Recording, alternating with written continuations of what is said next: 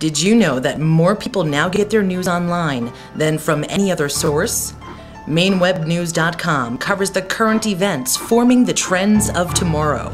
Experience the future of Maine news today at MaineWebNews.com.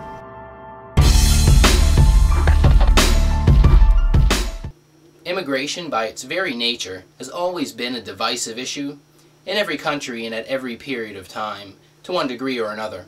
And it's an issue that's come back to the forefront in the present times here in Maine and across America.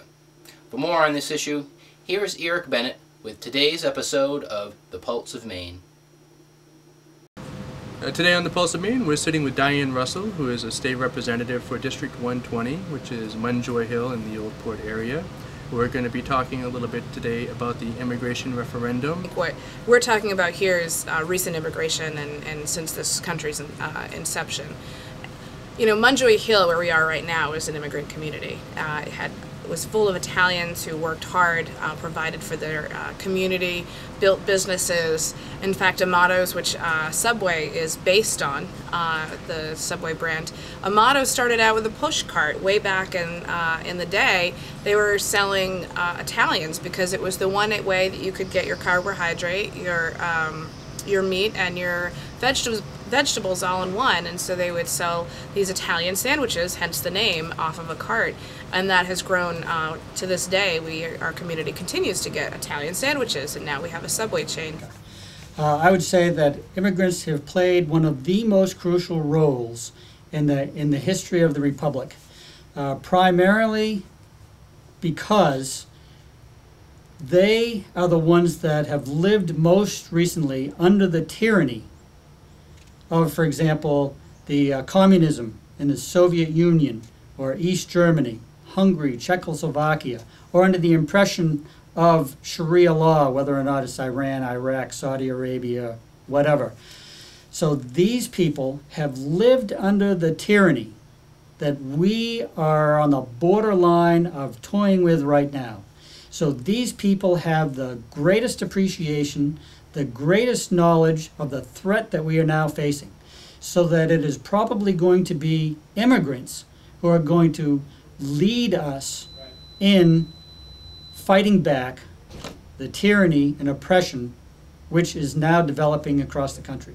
So obviously, I believe immigrants are crucial, not only to the survival of the country, but they have been crucial in leading the country in the past because they are the ones closest to the problems that we're now facing.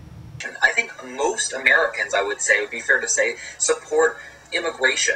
I mean, this country was founded on that. If you don't think immigrants made America what it is today, you're sorely mistaken. My ancestors, for instance, came from France. So this idea that somehow immigrants aren't a part of the fabric of the American society is just blatantly false. The fact of the matter is they are very much a part of society, and they're an important aspect of our culture. We are a land of immigrants. I mean, every member of my family, years and years ago, came from Scotland and Ireland and Germany and England, and I have some Native American in me as well. So we are a land of immigrants, we are a land of Americans. And in order to become an American, we need to do it legally. Diane, why is this issue so divisive?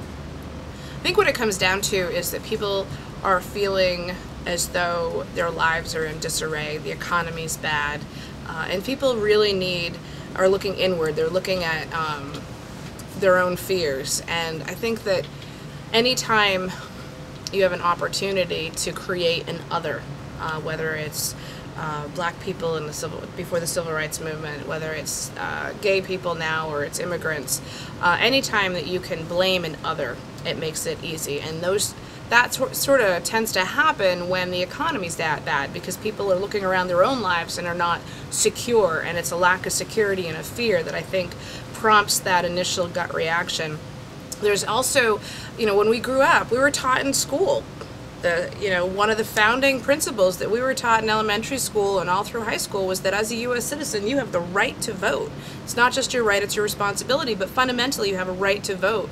So our culture has ingrained that in our brains, and so when you challenge that premise that we have on such a visceral level, it can be scary. And you do that at a time when the economy is unshaky, to say the least.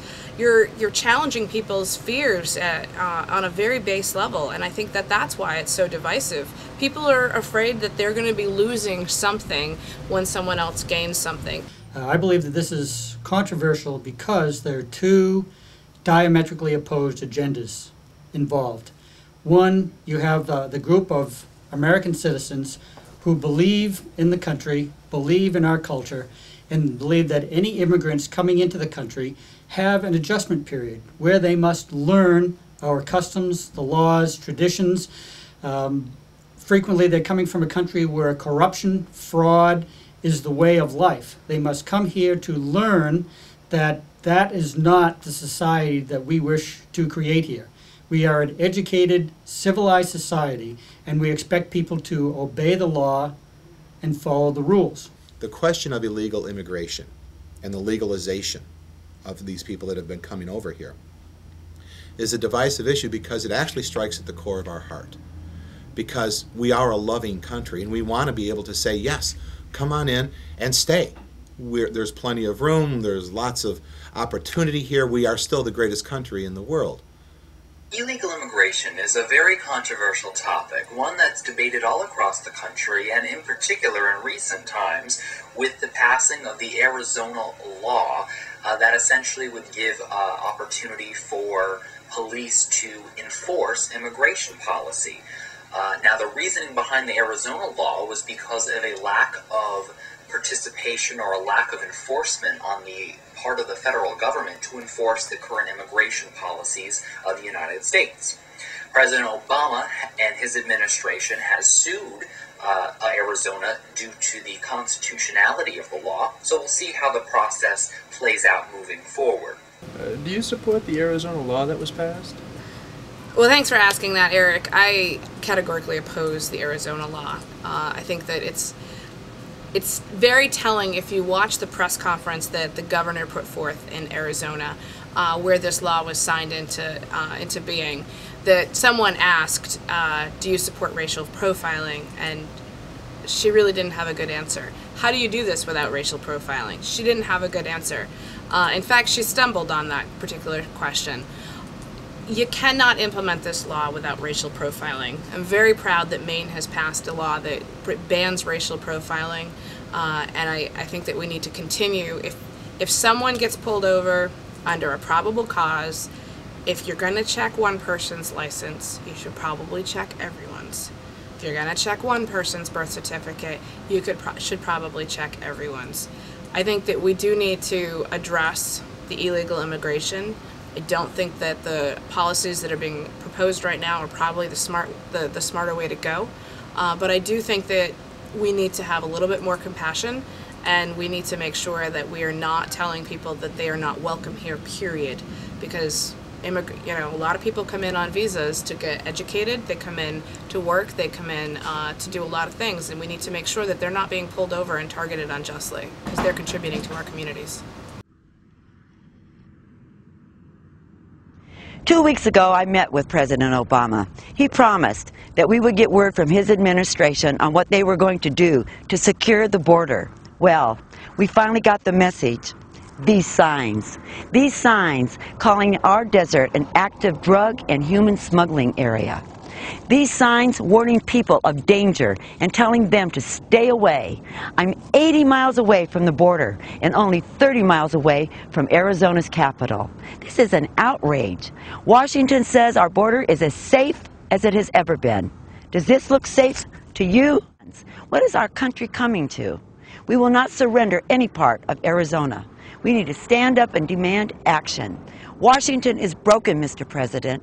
Do your job. Secure our borders. Arizona and the nation are waiting. I'm very pleased with the Arizona law. I'm extremely disappointed that it had to come to that. It is despicable that the federal government abrogated its responsibilities for defending the borders, protecting the U.S. citizens in the area. I consider it essentially treasonous that the government officials refuse to do their duty. And not only did they not do their duty, but when the citizens of Arizona stepped forward and decided that they were going to do something themselves to protect themselves from the violence and corruption on the border, that the United States government, federal government, would then attack the people who have taken the action to defend themselves. So I strongly support Arizona, and I am just disgusted at the federal government's lack of response on the border and their response to Arizona. We don't share the same problems that Arizona has with its immigration. However, we're talking about people coming here illegally. And so they're coming here, and the very first thing that's being done is they're breaking the law.